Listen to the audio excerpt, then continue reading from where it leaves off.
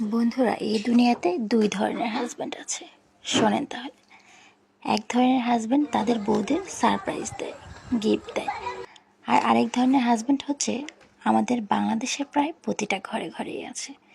তারা হচ্ছে বউদের লেকচার দেয়, খোঁটা দেয়।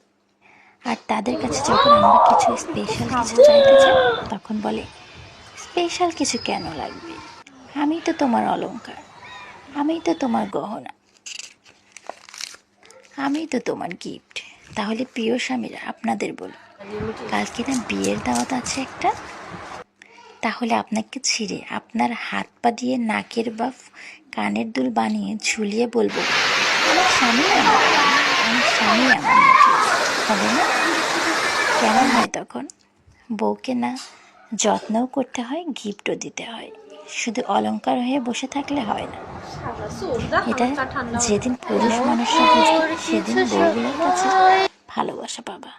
না হলে সারাদিন ক্যাট ক্যাট করতেই থাকবো।